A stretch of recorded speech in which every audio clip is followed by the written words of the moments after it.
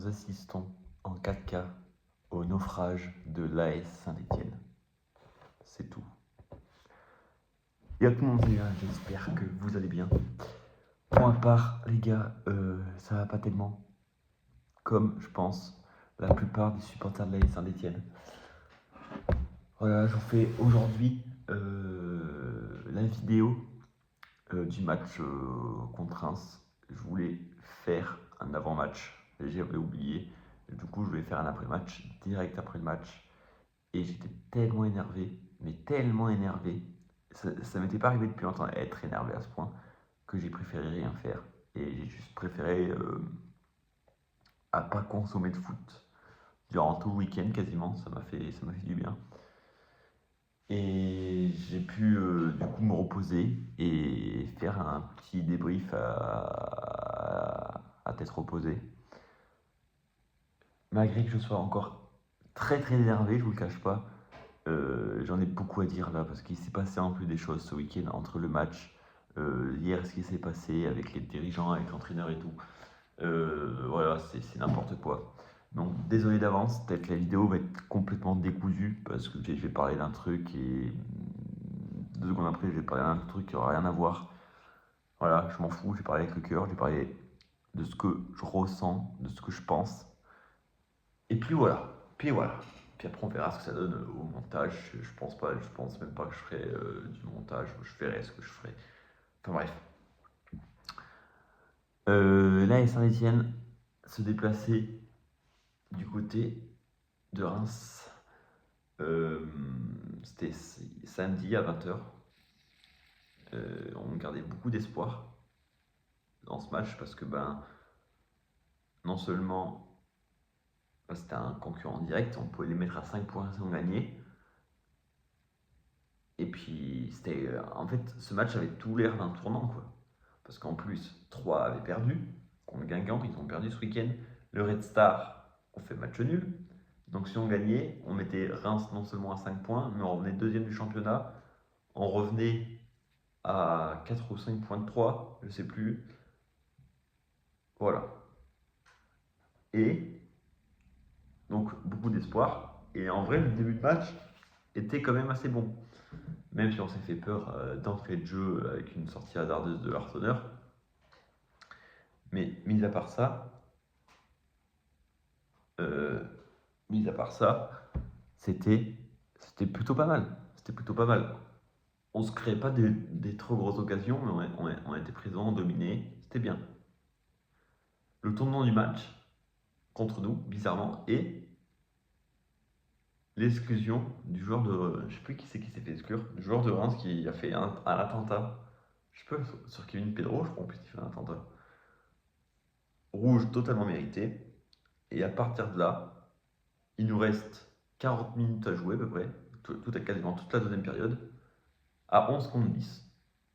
Donc je pense comme vous, tous les supporters sévanois, on se dit putain, magnifique, ça va win, parce qu'en plus en première mi-temps on n'était pas trop mal, ça va win. Et bon, on a perdu 1-0. Voilà. On a perdu 1-0. On a déjà qu'avec le rouge, de ne pas gagner aurait été un scandale. On a fait mieux, on a perdu. On a fait mieux, je répète, on a perdu. Donc voilà, on prend ce but en plus sur un cafouillage de Ferreira qui dégage la tête. Il faut la dégager la tête, ça tape la tête de Kevin Pedro qui revient sur un joueur de Reims qui a juste à la pousser au fond, quoi, on va dire. Voilà. Et après ça, plus rien. Le néant. En deuxième période, à part la double occasion de Benold, il s'est rien passé. On n'a pas eu d'occasion. À 11 contre 10. Point. En plus, Jabert s'est blessé, Chico Lamba s'est blessé. Nos deux, plus sur Max Jabert quand même, mais 2 joueurs très importants dans le 11. Donc on va dire Ouais, j'essaie d'être calme, mais ça va partir, je pense vraiment. Au milieu de terrain, Jaberi s'est blessé, on ne sait pas pour combien de temps, mais je crois que ça a l'air sérieux quand même. Et après, on a quand même du monde. On a encore Tardieu, on a Mouefek, on a Miladinovic, on a le petit Paul Aymar qui a l'air vraiment très prometteur. Donc ça, en soi, je suis pas inquiet. Ce qui m'inquiète, c'est la sortie de Chico Lamba. Blessure à la cuisse ou je sais pas où. On ne sait pas si c'est long, même si ça dure un mois et demi. Pardon de le dire aussi vulgairement, mais nous sommes dans la merde. Nous sommes dans la merde.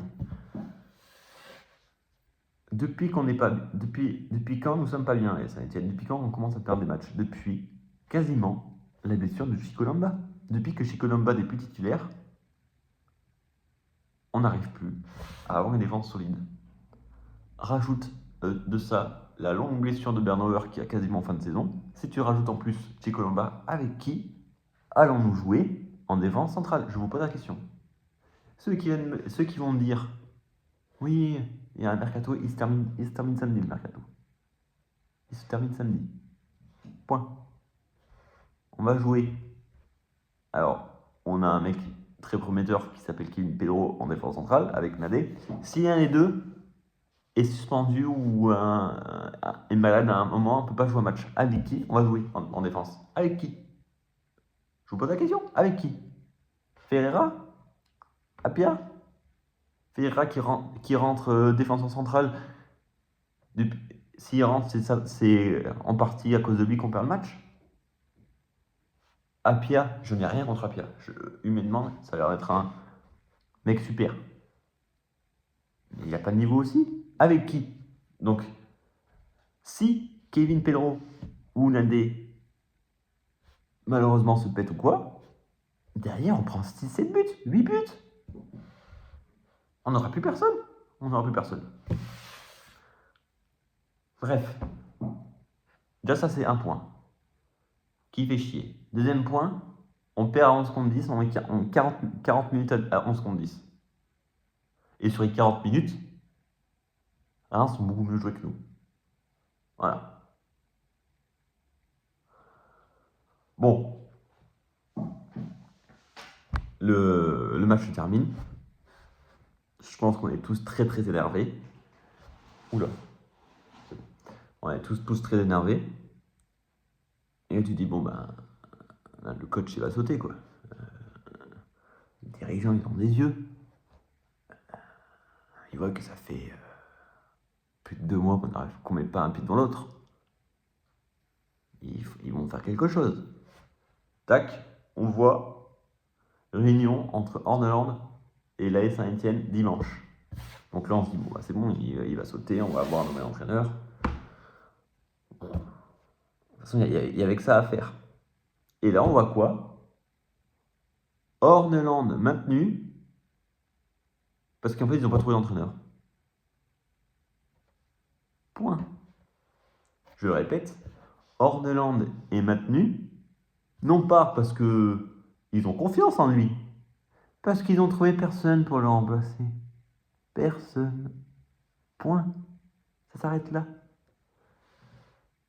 Et après on vient de dire, oui, Ivan Casillas, c'est des super, c'est les meilleurs. Avec eux on va retrouver la Coupe d'Europe. Ça va être magnifique. Pour moi, ça n'engage que moi. Ils sont pires que Roland Romilly et Bernard Carazzo. Pire. Pire. Alors oui, on a de la thune. Notre propriétaire, il est milliardaire. On a de la thune. Ça, c'est cool, on a de la thune. On a de la thune pour mettre 15 millions, 10 millions, 5 millions sur des mecs qui ont 15 ans, 16 ans, qui viennent de Bulgarie. Voilà. Là oui, on a des sous pour mettre ça. Par contre, pour acheter des mecs confirmés de Ligue 2, qui ont, malheur, plus de 25 ans, mais jamais de la vie. Jamais de la vie. Voilà. Donc, à 20e journée de Ligue 2, l'AS Saint-Etienne et je vous mets le classement. Parce que je crois, je vous avoue, je n'ai même pas regardé. Je crois qu'on doit être 4e. Voilà. Alors oui, on est encore dans la course. Ça c'est sûr, on est encore dans la course. Reims ont que 1 point d'avance sur nous. Le Red Star, ils ont pris que 1 point de plus. 3, ils ont pas pris plus de points de nous parce qu'ils ont perdu. Sauf qu'il y a Dunkerque et Le Mans qui jouent ce soir. Donc en soi, tu vas être une équipe qui va prendre des points sur nous. Et voilà. On est toujours dans la course. Mais je vous le dis, l'AS Saint-Etienne, je vous le dis maintenant. Retenez, capturez, faites ce que vous voulez. L'AS Saint-Etienne ne montera pas en Ligue 1 cette année. Et je souhaite de tout cœur qu'ils ne montent pas en Ligue 1 cette année. Je n'en peux plus de cette équipe. Pardon du terme, de merde. J'espère vraiment qu'on va pas monter. Est-ce qu'on le mérite? On a le plus gros budget de Ligue 2. On a la plus grosse équipe de Ligue 2. On est 4e avec 6 ou 7 défaites. Est-ce normal? Est-ce normal? Non. Putain, et je pense en plus à ceux qui soutenaient Rondeland. Putain, j'ai toujours des doutes sur ce mec. Et tout le monde est monté dans son train parce qu'il avait fait un gros match face à Reims dans ce début. Premier match qu'il fait face à Reims, c'était incroyable. C'était incroyable. Plus rien après. Après, il y a eu le derby et le match face au PSG. On est quand même descendu. Moi, je mets juste ça là. Peut-être que j'en parle souvent, mais ça me fait tellement chier pour lui. Olivier Dalloglio est monté avec une moins bonne équipe que ça. Et en plus, à la trêve, on était genre 10e. Il est monté. Point final. On avait une équipe inférieure à celle-là. Dalloglio nous récupère en décembre. On était 10e du championnat. Ou 9e, je sais plus. On est monté en Ligue 1. On est monté en Ligue 1. Orneland fait une saison complète avec un effectif beaucoup plus fourni. On ne va pas monter en Ligue 1. On ne va pas monter en Ligue 1. Voilà. Donc là, le mec il est maintenu pour faute parce que personne ne peut le remplacer. Hein? Qu'est-ce que ça va être là, un entraînement? Le mec il va avoir envie d'entraîner les joueurs. Je suis là, mais. C'est-à-dire qu'en fait, à tout moment, il trouve quelqu'un, il dégage. Comment veux-tu travailler dans des bonnes conditions? Et déjà, où ça se voit, genre, tu vires pas ton coach parce que tu n'as pas trouvé de coach. D'où? Je sais pas, demande à Kita de donner des conseils. Lui, il change tous les 2 mois de coach. Ils vont nous trouver. Ils vont te donner des cahiers d'adresse, hein, si c'est que ça. Pardon. Donc voilà, là, je suis. Ah, ça me saoule. Le fait d'en reparler, ça m'énerve. En fait, moi, je pense simplement que si t'es supporter stéphanois, tu n'as juste pas le droit d'être heureux dans ta vie. Parce que je rappelle que il y a 2 ans, quand on remonte en Ligue 1, tous les Stéphanois, je pense, tous les Stéphanois, c'est les mêmes choses. On va enfin être heureux. Pourquoi? On monte en Ligue 1. En plus, dénouement exceptionnel. On est en barrage. Wadji, qui n'avait pas joué la saison, bref, qui nous marque dans les dernières minutes pour nous envoyer en Ligue 1. C'était exceptionnel. Tout le monde était ultra heureux. Quelques jours, voire semaines après, le dirigeant vend le club, un milliardaire, il fait venir des mecs hyper compétents. Tout le monde du foot disait la même chose, que Saint-Etienne, ça va être incroyable, c'est des mecs hyper bien qui venaient et tout. Donc là, nous, supporters stéphanois, on a monté en Ligue 1, plus rachat du club, plus dirigeants hyper compétents. On se dit, mais on est les rois du monde. On est les putains de rois du monde.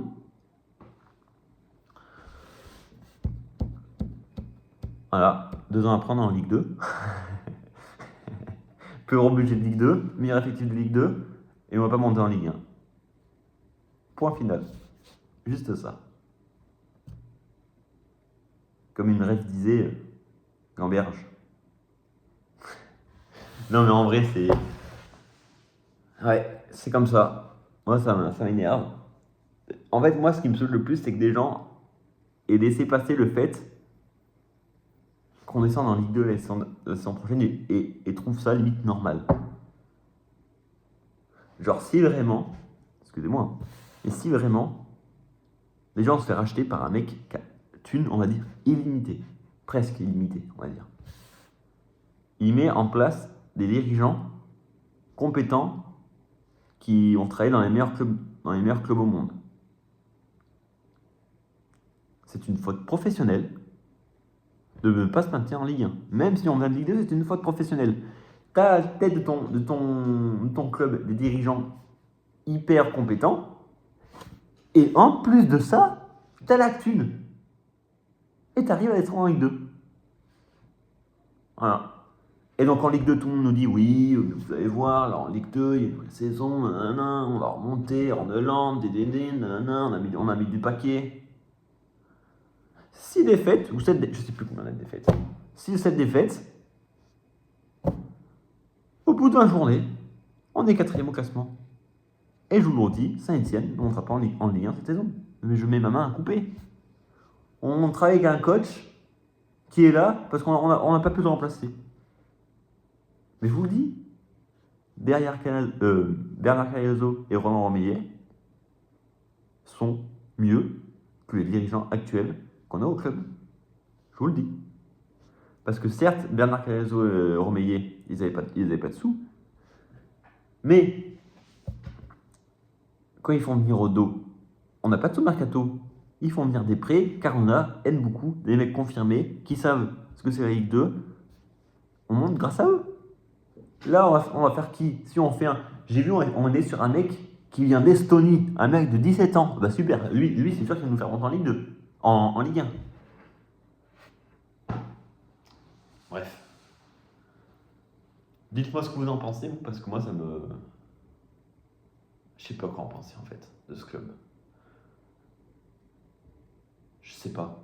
Mais en fait, le plus dur dans tout ça, c'est qu'on aime tellement ce club que là on est énervé et samedi on sera au stade ou on sera devant la télé en train de regarder le match comme des enculés parce qu'on va croire une victoire. C'est ça la réalité.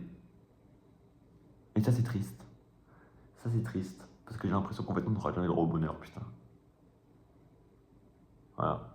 Bref, je vais vous laisser là-dessus parce que c'est une vidéo que j'avais envie de faire, de parler. Voilà. Je l'ai pas fait samedi parce que je pense que j'aurais crié dans tous les sens. Là j'étais un peu plus calme. Mais je vous jure que je suis énervé en vrai que. Je sais pas qu'est-ce qu'on va devenir en fait. Je sais pas qu'est-ce qu'on va devenir. Et ça fait peur. Ça fait peur. Enfin bref. Sur ce les gars. C'était Julien. Malgré tout les gars. Allez les verts. On sera toujours là. Il pourra se passer n'importe quoi, on sera toujours là. Ça le pire. On sera toujours là. À encourager. À être devant la télé. Ou être au stade. On sera toujours là. C'est ça le mot de la fin. On sera toujours là. Allez. Ciao les mecs.